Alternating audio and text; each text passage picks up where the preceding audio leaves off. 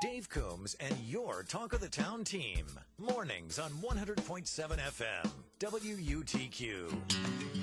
Welcome back. 8:14. Highs in the mid-60s today with sun and clouds, according to KTV's meteorology team.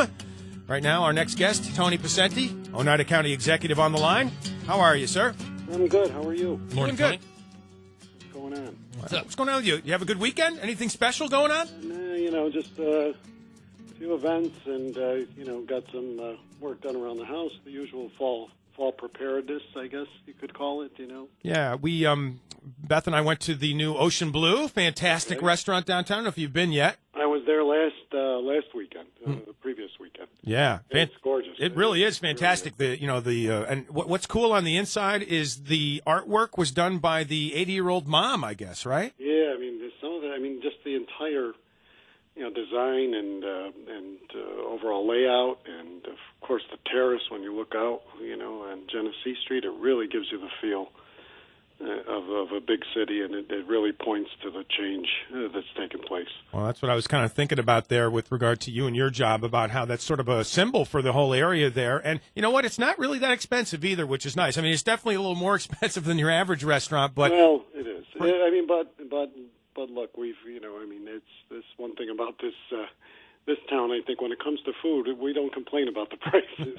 That's true. Tony, we could have did this a long time ago. I think we were on the 16th floor of the Adirondack Bank Building. I was trying to get Al to cook hot dogs with me up there years ago. I know. There you go. Could have tried that. Did you break out the winter? I think this is a little better than although I love a good hot dog in the summer. Did you break out the winter coat yet? No, not yet. Not yet. All right. And you had the budget announcements there on Friday. How'd you think that went overall? Well, I think, look, budgets are always and it's the most difficult time of the year probably for all of us, especially for my staff, my department heads, and putting it on the elected officials that I work with, putting it together. It's a 3-month process, and it seems that once you get done with it, we're before you know it, it starts all over again. So it's the cycle of government and budgets and all that. Given the situation that we talk about in terms of the growth and things that are happening, I was really pleased to come in with the third straight zero in terms of the property tax levy that we've had now for 3 consecutive years. Spending is down. The budget really only goes up.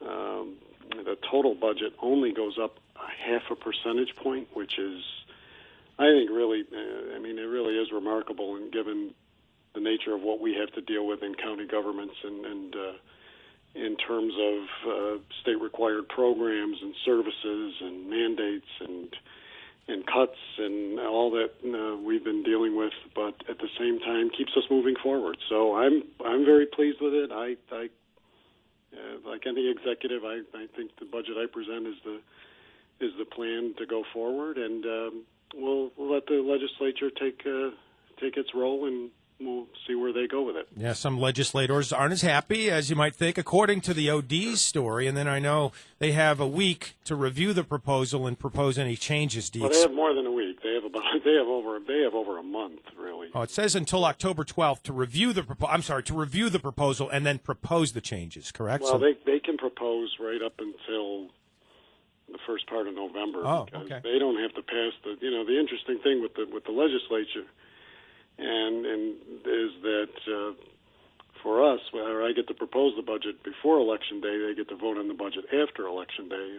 It doesn't. It's not a factor with me this year without having opposition, but at the same time, it gives them the 6 weeks, really almost 6 weeks, to go through it and review and make any adjustments. And then usually it's a process. It's a discussion that takes place between myself, my finance team, the certain department heads, and the other elected officials over the next few weeks, going before them at their Ways and Means meetings to, go through line by line and see what explain the details to them, explain our reasoning behind the way I put this budget together and the various accounts and how they shape out, and then they have to make decisions. But I hope that those decisions are balanced and are thought out with reason, and not just for the sake of cutting for the sake of cutting. Right. So now, when I just want to clarify what I said based on what you said. According to the OD article, it says the final version would be voted on October 12th. Is that not? That's not correct. Okay. It's November 12th. All right. Very good. So they had that. November 12th. Sorry about. Yeah, I didn't see that they made that mistake, but we'll have to correct that. Mm-hmm. Tony, again, no tax hikes. I know Republicans pushing for that 3% decrease again. You've brought this up over the past few years of why that's still very instrumental. And the idea of dropping that 3%, what it would do to our budget. Can you explain that? Because I think that is really sure. I think that's really Sure. important. Look, we all, those of us that serve, and you always want to come in with a tax cut. I mean, there's no question about it. Whatever it is, everybody talks about. It's always the focus of any campaign, whether it's national, state, or local, in terms of cutting taxes. Yet, when I look at a zero for the last 3 years, that really is a tax cut in essence, because our costs still go up. Our budgets still go up. We cannot go year to year and run the same costs. We had really almost a $7 million loss in certain revenue areas in this budget that I had to make up in other areas, and that means you have to cut certain things, you have to reduce the spending, and you have to move and really look at the specific revenues on how they're going to balance out. So, in essence, when you do that, you are saving taxpayer money, because on average, property taxes, given the cap, could have gone up 2% over the last 3 years, and I did zeros. And if you compound that, that's about $8 million more in taxes that we could have charged over the last 3 years. And so I look at that first off as saying, and I know it's hard for people to grasp or just over in discussion as we talk, but it really is fact that you have to account for, in terms of cost expanses and growth that just normally takes place. I've always said from day one, our budget usually grows and our expenses usually grows anywhere from 6 to 8%. Now that means salaries, salaries don't grow by 6%. I'm talking the total budget. So salaries, I'm sorry. That's okay. Salaries usually grow in the range of 2 to 3%. Health benefits are up 8% this year. Retirement is up. Workers' comp costs are up, but also loss of revenue, loss on the jail side of some $600,000 plus from the federal reimbursement. Daycare expenses have gone up, $1.3 million. Handicap cost for education of handicapped children has gone up $1 million. So those are the factors we have to deal with. And when you don't have increased revenues in any of those areas to balance that out, you either have to look for cuts or you have to raise taxes. We chose to look for cuts the right way. We did move some more of the Oneida Nation revenue into the general operating budget this year, which I didn't want to do, but I wanted to keep taxes low, and we've done that. So to go and say that now we're going to go back 3%, and I'm not sure what where the number. It's you can't arbitrarily pick a number and say I'm going to reduce this budget by 3 or 5%. Not in a government that deals with so many uncertainties and so many different formulas from the state of New York and the federal government. Our state and federal aid combined is down $2 million. So when you look at these numbers, you try to balance it out. Now, if you further cut this budget and go in the 3% that they're looking for, that's a little over $2 million. That's $2 million that you have to make up next year, and an additional $2 million because it's a one-shot, and one-shots can only be counted once, that's why we call them that, because there's not a recurring revenue source to make it up the following year, and that becomes the difficulty. Talking to Oneida County Executive Tony Picente on the Talk of the Town, 100.7 FM WUTQ. Still many detractors about that downtown hospital location. One such opponent that I read said that a bunch of historical buildings are going to get wiped out in order to put this project in place. I don't think that's accurate. Do you? No, I don't think so either. In fact, I referred to those things in my budget address the other day, in specific the hospital, that I look at it as others have, that it will be another key piece to revitalizing our downtown and restructuring it as well. And by restructuring, I mean eliminating blight, eliminating buildings that have and continue to be unused and continue to deteriorate, and as such deteriorate the landscape of the city and of the downtown. So I look at it as an opportunity to restructure the way downtown looks, put a facility. Again, the number one concern should be our health care in this process, and to give a new state-of-the-art hospital, which there are not many hospitals. I think that I heard that the last new hospital built in New York was somewhere over 20 years ago.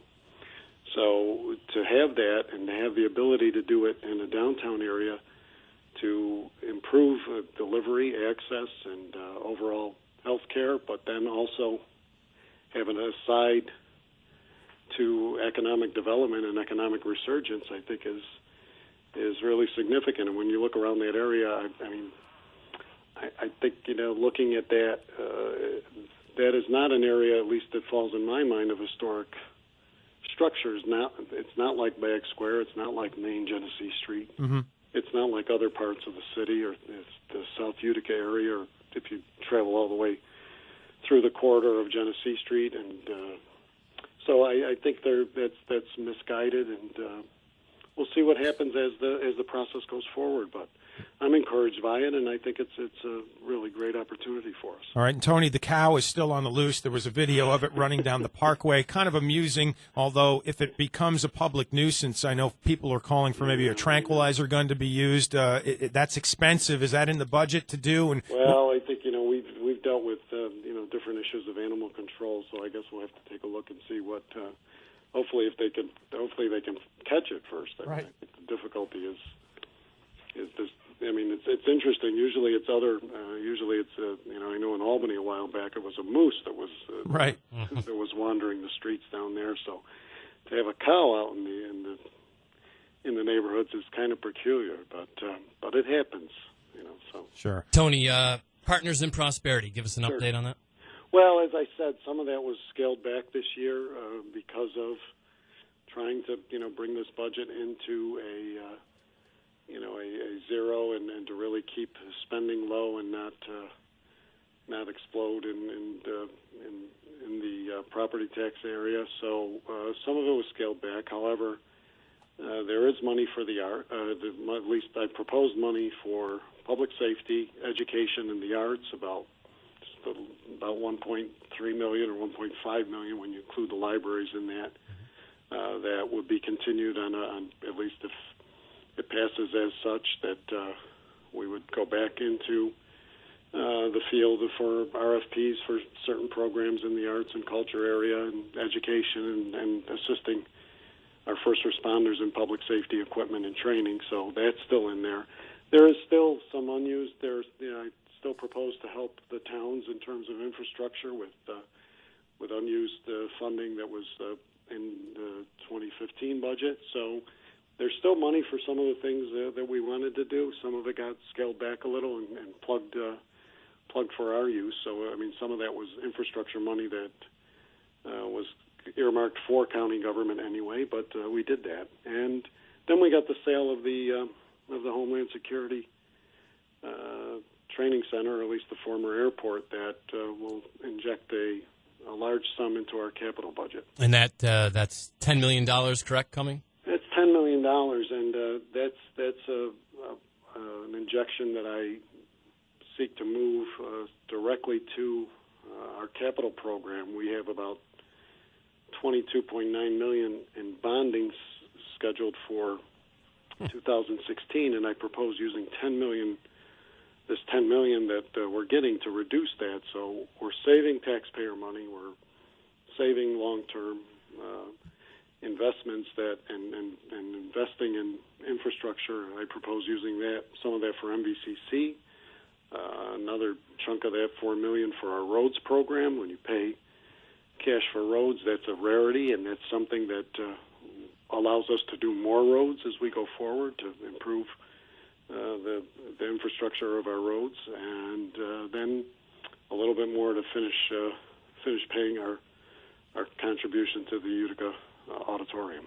All right. Well, best of luck with all those projects, and thanks for spending some time with us this morning. Always Appreciate a it. pleasure, guys. We'll talk to you soon. Sure. Thanks, Son. Tony Picente, County Executive for Oneida County, and the Talk of the Town, 100.7 FM WUTQ.